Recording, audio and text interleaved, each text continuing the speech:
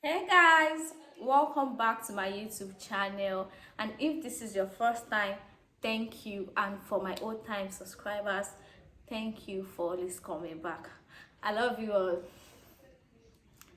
Yeah, so guys, in today's video, I'm going to talk about hacks on how to live in Philippines or to survive in Philippines as a foreigner. So my first point is going to be to learn their language. It's so important to learn language. Yeah, they speak English in Philippines, but they also have their language. Yeah, it's not that kind of thing. Philippines is not a full English speaking country. So let's say, for example, reason why you need to learn their language, major reason at least, for if you go to market and if you're in public transport, if you want to pay your fare or you want to drop, it's something you can easily say para or buy it for something like that, because you will not hear anybody speaking English that driver take your money, you won't hear that kind of thing. So for you not to feel odd, so it's just cool if you learn. And if you go to market at times, you might just meet some marketers that they can't communicate well in English, you understand, but at least the mixture of your Tagalog, little Tagalog that you understand, and English will always save you. So it's just cool to learn their basic language, like, and also learn the insult too, because yeah, one thing I don't really like learning insults of about another person's language or another culture, but they have to teach me that favor. For example, like if they tell you putang ginamo, just know they're insulting you. They're insulting you. Like I have a friend, someone called Tagiramo, I don't know what did they even call it. Like he didn't know the meaning. He had to ask me. I had to tell him that I think it's an insult or something like that. Even me, I'm not sure, but I think it's an insult. So for something like that, you just need to learn basic at least to survive. It's not bad if you learn the full language. You know, we all have different way how we can easily learn language. So that's going to be my first point. And for the next point is to learn their culture. Learn their culture. Why do you need to learn their culture? For example, I'm a Yoruba girl. Where I come from, like, we kneel down to greet elderly ones. If I want to greet my parents or anyone older than me, I kneel or I bend, like I want to kneel down. But yeah, you just need to bend your head and probably maybe they touch your head if it's an elderly person. You understand? So at times it affects us. When I want to greet people, I try to bend and they look at me like, what's this girl doing? That kind of thing. I'm still trying to adjust.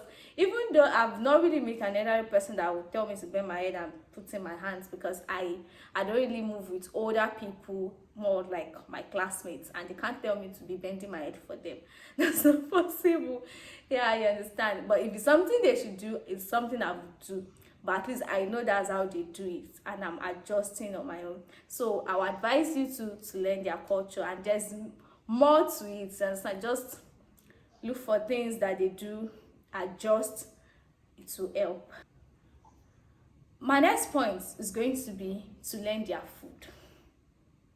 One thing I like about Philippines is it's so easy for you to eat here in Philippines. As far as you can eat Filipino food, with 100 peso you will eat and you will be satisfied.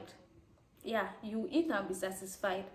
But if you want to eat in a way like Nigerian way, okay, I'm a Nigerian girl, right? So if you want to eat our way, like it's somehow expensive. I can't spend 100 pesos to eat.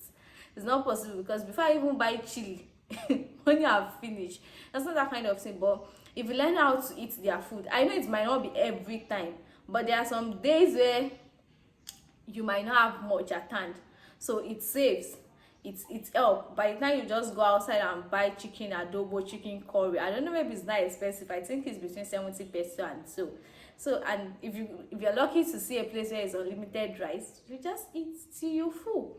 So it's so good to learn how to eat their food.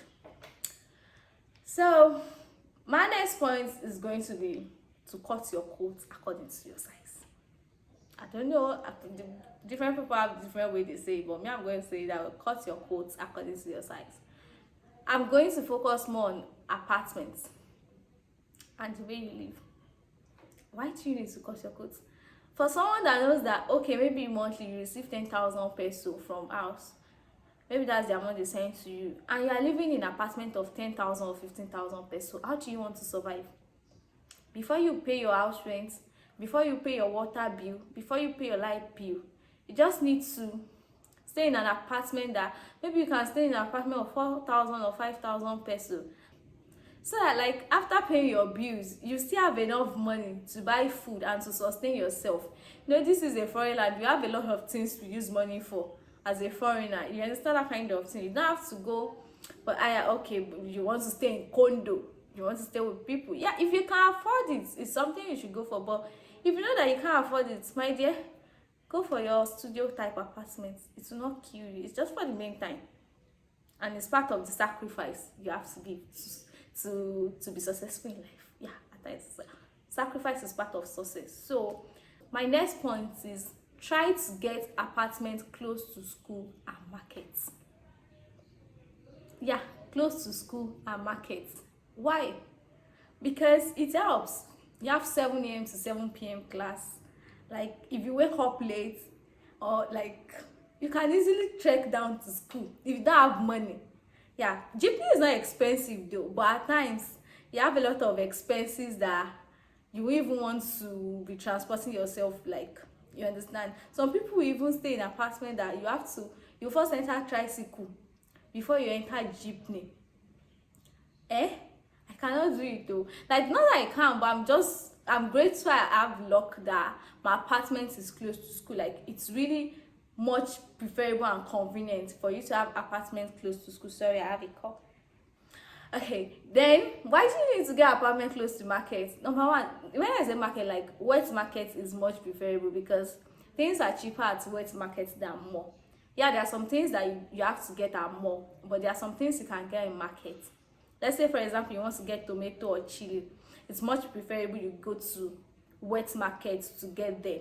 You understand? And another reason why I like apartment close to market was during COVID, that thing really saved us. Like, because our apartment then was close to, my apartment is still close to market, but then it was closer to the market. So like, before you know, we've just turned back, we've entered markets, we've bought wherever I want to buy. And then we have one woman that she's always open 247, she's always available, so we just go there and buy whatever we want to buy and go back to our house. It was really, really helpful then. That time, like, we were just sitting and getting fatter. No mind us, we're not faithful. But anyway, like, it's much advisable you get apartment close to school and market. And my last point is going to be mingle with them. Mingle with Filipinos. Mingle with Filipinos. Please, mingle with them. It helps. At times we might be like, oh, we don't want to talk to them, they don't understand us, you have to stress yourself to speak and repeat whatever you're saying. But it helps. Let me cite an example. During my duty, I had afternoon shifts, which is 3 p.m. to 11 p.m. duty. 11 p.m, like, you can't see jeepney again. It's only tricycle. So when I got to school, I was already thinking, God, I don't have much money with me. Like, how will I be paying over 100 pesos from the hospital down to my apartment? But when I got to school, I just discussed it with my group mates that I'm living in Kuta. How will I get back? And they're like, some of them also is living in Kuta, that once we are done, I should just work with them. My dear, I worked with them, and all of us, we paid 20 pesos. I was so happy. I was so happy that day I got 20 pesos. That was already planning 100 pesos, because if I had worked alone, tricycle man will carry me 100 or 150.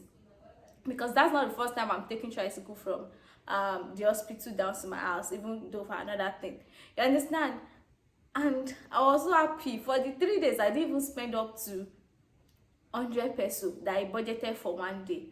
So, and a lot of things, it's really help. And you need to mingle with them, because most times they pass information in Tagalog. You understand? So you have to have few people you can communicate with, like, please, am I doing this thing right? Like, is this what they really said? So that you won't be doing the wrong thing. Okay, so that's my point.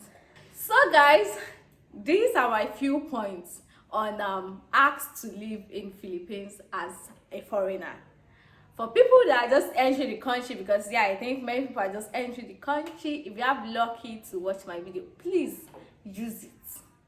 Please and please use it, share it. And for people that have been in this country but is struggling, please, this is advisable, like please use it, okay? And please don't forget to subscribe to my YouTube channel, like my video, comment and share. I love you all.